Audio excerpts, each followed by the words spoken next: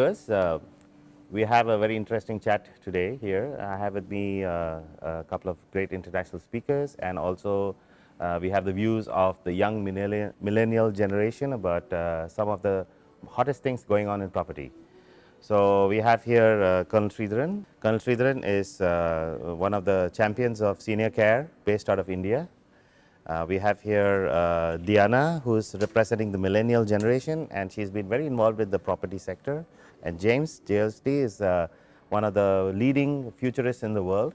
He's based out of the UK, and we are very happy to have him here today. Okay, so I think I'm going to pose the first question to Diana. This is going to be more of a very interesting interactive chat. After that, I'm going to ask both James as well as Col Sridharan to react and see how we can find a common ground or common understanding of how the millennials are reacting to both areas of speciality that you all come from. So Diana, in your view, how do you see millennials being affected by PropTech? So I think as a millennial who's born in 80s and 90s, we don't really see ourselves buying homes to live in. Okay. But probably more to invest, because we're in the working and studying community, and we need more flexibility and we need convenience.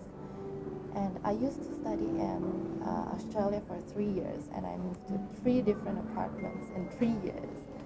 So my parents offered me to buy a home, but I said no. I think it's more convenient if we just use Airbnb or use flatmates or domain to change homes, right? Because we need to sometimes we need to move university to transfer, and sometimes we want to do master in different university, or sometimes we need to work to different places. Okay, so I can understand that when you're studying, you're probably looking at 2 or 3 years. How about when you get married and have a family life and your children come about? How do you see it then? Right, probably when we're married, probably our husband needs to move places as well, to different places.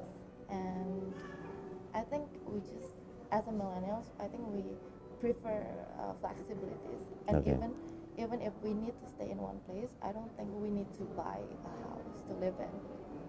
Okay. And I think PropTech really help us in a way that we can just move places, move homes by doing clicks in Airbnb or domain or flatmates.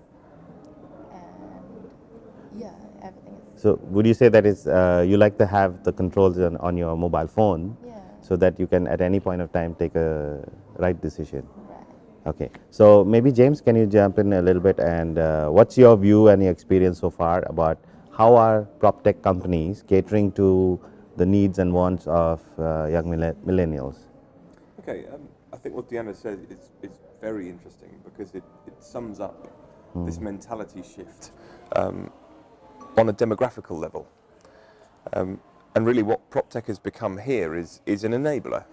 It's allowed us as a society to do what we want to do and when we want to do it. So we have seen a trend amongst this millennial generation, which for classification purposes is really anybody at the minute who's sort of under the age of 30 to 35. And they have come out of universities with an understanding that they don't want to buy a home, which is often the way that our parents believe we should get into the property world, is you have to own your own home. You don't have to own your own home. And I think it's a bit similar to the way that the working world has become, which is originally in our parents' generation, it was you get a job and you stay at that job and you work with that job for your life. And you often heard of services of 10, 20, 30 years in the same job at the same role. In the same way that is no longer the case, where you generally find millennials will work 6 months, 1 year, 2 years in a job and then move. So there's a general transience among the population in both their attitudes to work as there is their attitudes to what the home constitutes. Yeah. And really for me, what PropTech means is simply, it's a way of giving this generation what they want. And so Deanna mentioned Airbnb, Domain I think was another one you mentioned. There are many of these platforms globally enabling people to do just that. And I think what we're going to find, and this isn't really a PropTech thing, it's more of a mentality thing and a property thing, which And is mindset. this attitude, which Yeah. is, I don't need to own. And I think as property companies, we have to understand this, that this idea of rentals has now become far more prevalent. And I must just say, it's not just in the millennial generation, it's actually in the population generally is becoming more accepting that home ownership isn't this great, wonderful thing that we all aspire to.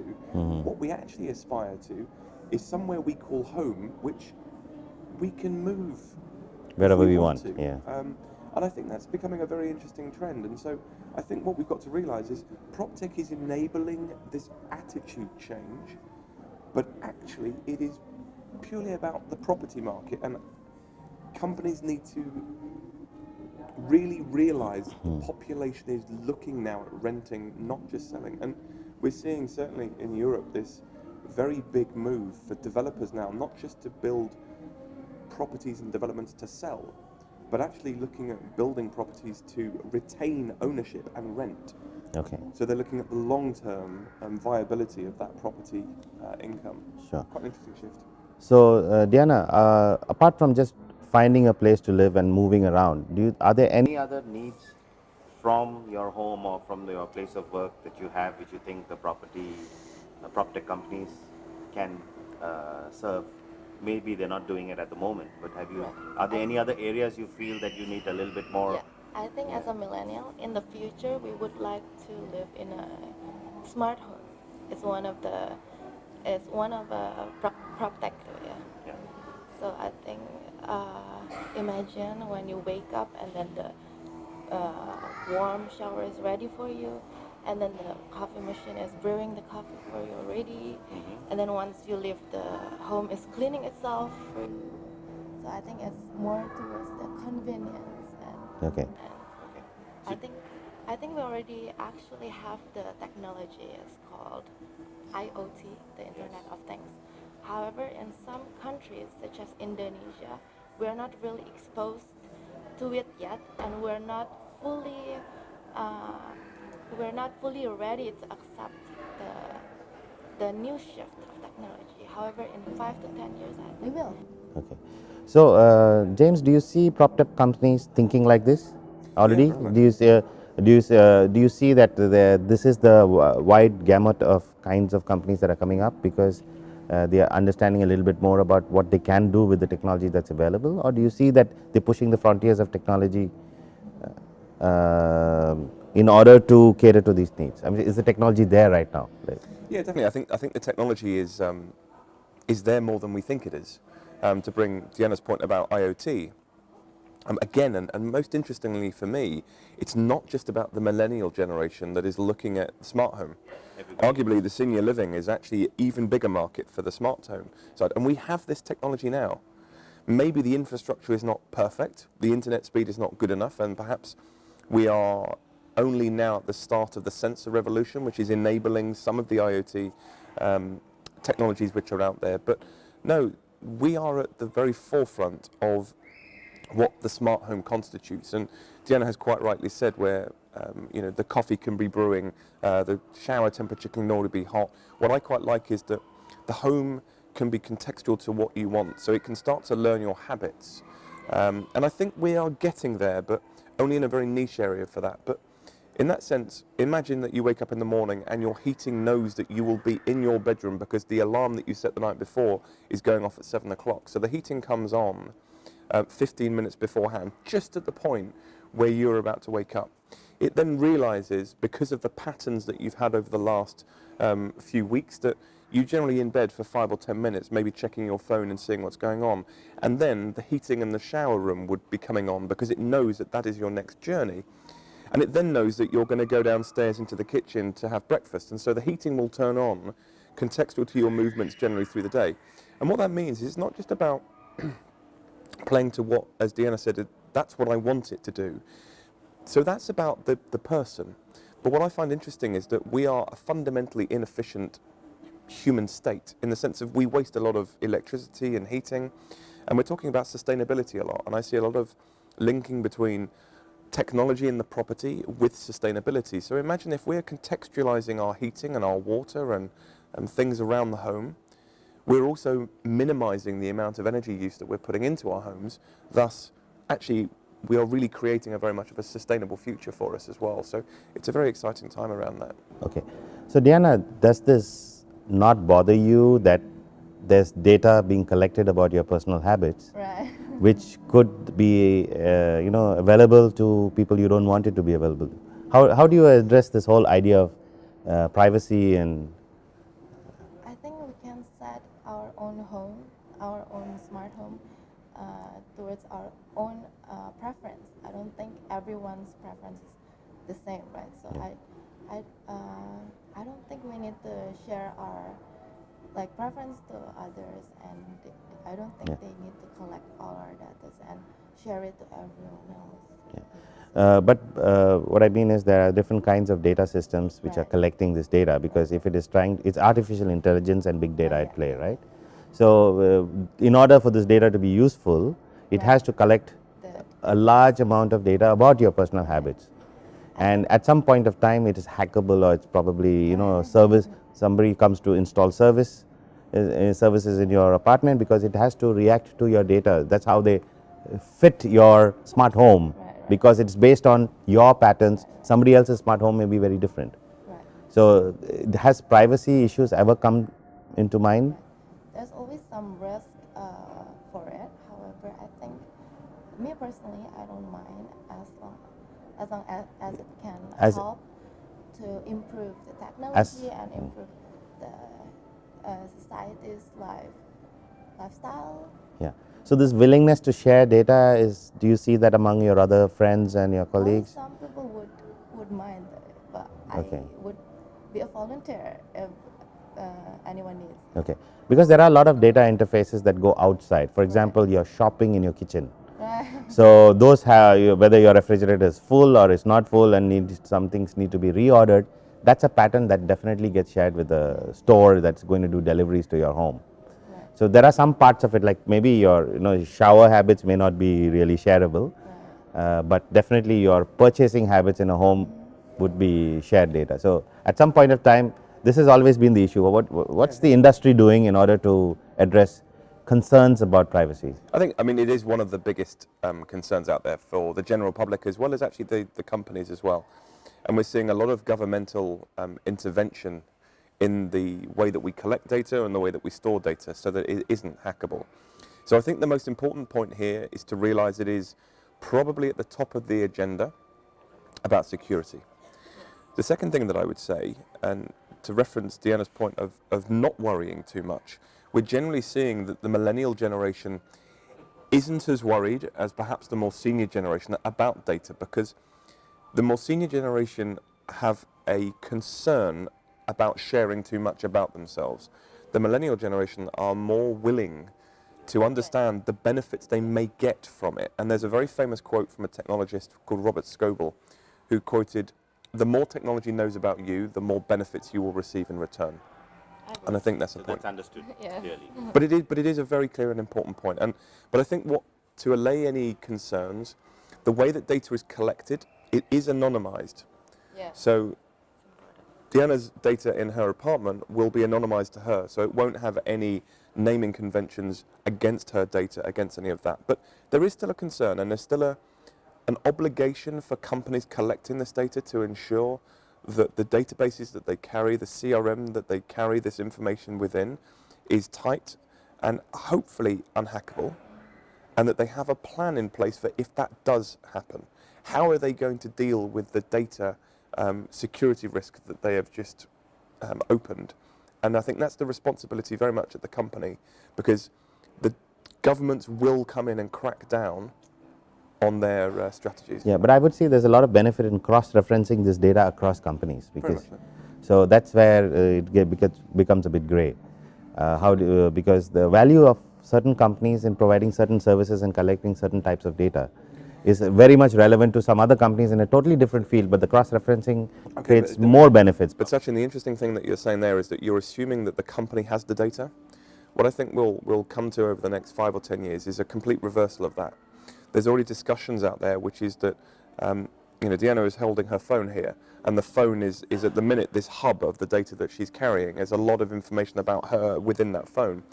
And the suggestion is, moving forward, is that we as individuals will carry the data that we have.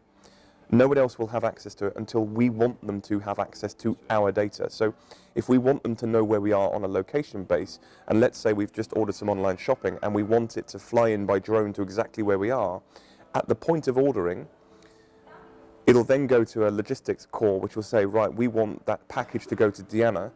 And at the moment that it says, right, the drone's in the air, where are you? She will then be able to open up exactly where she is situated within Indonesia, and the drone will fly to her at that exact point. The moment the delivery has come, she will shut off that data source and it will come back. So what will happen is I think we'll see a lot of interest around this personalization of data, and it will be ours to open it to who we want to see it, not the other way around. Because at the minute, it's the companies who have our data, and we're out of control of it. And I think we'll see over 10 years that we will retain control of the data we want people to receive. So that shift is already happening. Absolutely. Which means that the robberies and muggings of the future would be about getting access to your data. And the drones. Absolutely. Absolutely. Okay. So, Diana, you see yourself in the foreseeable future living in a smart home. You see yourself using PropTech to help you where you live. But that's, I would say, all will be done in 5 years, right? Where do you see yourself 15, 20 years? I'm saying look a little bit more long term. Where do you see this whole thing going from an aspirational perspective? Like millennials also think 20 years ahead, right? Where do you think this will go? I think in 5 more years, I think we're just gonna go to touch that situation, right? I think we're just getting new to it, but in 10 or 15 more years, I think we're gonna get more used to it, and everything's gonna be more advanced. Yeah, because at the moment, if you see the way technology is being adapted into real life, 5 years actually, you look at what you didn't have 5 years ago. Probably, I don't know, but probably in 20 more years, our house, our home can fly whenever near, right? Probably we can move from one home to from one location to another location in the same home. We never knew. Yeah, that's a What do you concept. think? That's right. Is That's a it concept. possible? Yeah. I think you have to dream it. Yeah. If you dream it, that's when people start Everything's finding out how you can do it, right?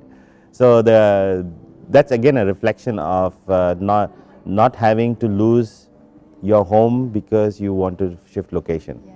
So which is a need by itself.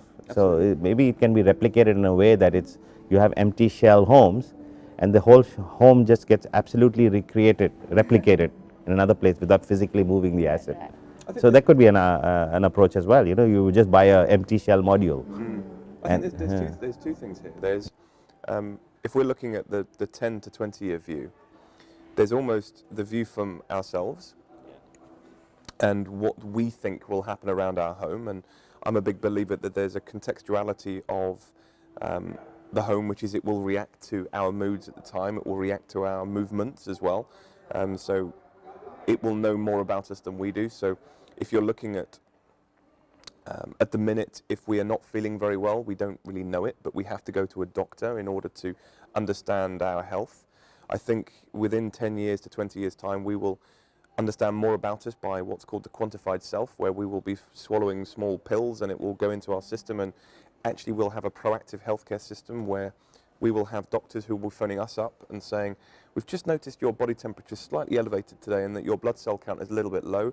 You're probably not feeling very well. Come in, or here's some medicine to have already. So we'll be very proactive in what we're looking at in terms of ourselves and also within our homes, which in the sense of if our homes are understanding how we are feeling, they will be able to react to our moods. Now, that's about us, but I think what's more important here is an understanding of, in 20 years' time, Deanna and Nico may be fortunate enough to have a family, which is maybe their young children are now 15 to 20 years old. And we have to think about what the future means for them as well, because it's not just about our homes and what the home constitutes, but it's also about our children and what does work constitute in the future. Now, one of the things for me in this, and I think this is a really important point, is that 65% of all jobs of the future are not even in existence yet. So we don't even know what jobs our children will be going into because of things like artificial intelligence and virtual reality and 3D printing. These jobs are creating new jobs we have absolutely no idea about. And I think our responsibility in this case as parents is to get our children ready for that, and an understanding that we can't define their future because we can't even see that yet and what the future means. But one thing is for sure, we do know that they will not be working for great big corporations, working a 9 till 5 job and then going home. It'll be a seamless integration of the personal and the work-life balance. And one thing I do suspect is that we won't be working in hubs, we won't be working in an office environment. So not only are we not able to predict what possible work they will have, we also won't be able to predict whether or not they'll be in a full-time employment and what that means. They're more likely to be what's called the shared economy and the gig economy, where they will be working when they want to work for who they want to work. And I think this is an interesting shift for the employer side as well, which is we probably have to get used to what an employee means, because I think that is also fundamentally shifting too. So a lot of changes in your way, including that when your children are growing up, we might actually have a new term for them. Absolutely. Like how you are millennials today, right? So do you have any, Diana, I want to ask you this, is there any message that you want to carry from millennials to the companies that are doing all these services for you? Right. I think for the property developers, Yeah. I think because technology changed very fast, but then to build a property it needs few years, right? Yeah. So a message to property developer companies. Yeah. I think when you build a building, the real estate, you need to see like the 5 to 10 more years, or even 20 years in the future, right? By probably doing more research, more analyzing team, and using all the technologies that are potential for our future. Yeah. Okay, that's very good. And for the PropTech company, probably I think they need more to do more research on the millennials, not on the baby boomers, because I think few PropTech company are more focused on the baby boomers because they are the ones who have the money, right? And yeah. Oh, that's very good. It's a good message. I hope everybody watching the show would see that there is a clear desire to be actually working together and sharing data so that there can be solutions found for each other. I'll close this session on a last question to you about, do you see these PropTech companies that are in this space are actually run by millennials, or are they, what's the state of these companies? Yeah. That's a good question. Yeah, and I mean, they are. When you think about PropTech at the minute, you have to isolate it out into what I call endogenous and exogenous technologies. And endogenous technologies are those which are innovating the property industry today, now, and they're generally property technology companies which are innovating the property at its very core. They are generally run by millennials. They are generally run by millennials who have an experience of the property market themselves, whether it be residential, commercial, or retail, or logistics. And they have a direct impact on improving the efficiency of the businesses today. Now, I would hazard a guess that probably 75% of the founders of these companies are on the millennial structure. When you're looking at exogenous technologies, where this is a far larger argument, it's a far more futuristic view of the technological shift. And this is where I move from endogenous is more about innovating, whereas exogenous is more about disrupting. I would suggest that they are not really very much on the millennial side. They're a slightly more mature founder or founding team, because it's a far bigger argument. You know, when you're looking at artificial intelligence, blockchain, You mentioned flying cars earlier on. This is exogenous technology. Sure. It's going to have an indirect impact, and I think that's a slightly older family too. Very good. So thank you. That was an interesting chat, and we'll have more conversations like this as we go along, because I think there are a lot of topics that we need to cover related to the aspirations of the millennials, and these would be very useful insights if you share and the both sides get talking to each other. You'll understand the needs from both sides much faster. And I think in a place like Indonesia, there's a lot of will on both sides to start working towards these kind of solutions. So thank you for being on the show. Thank you.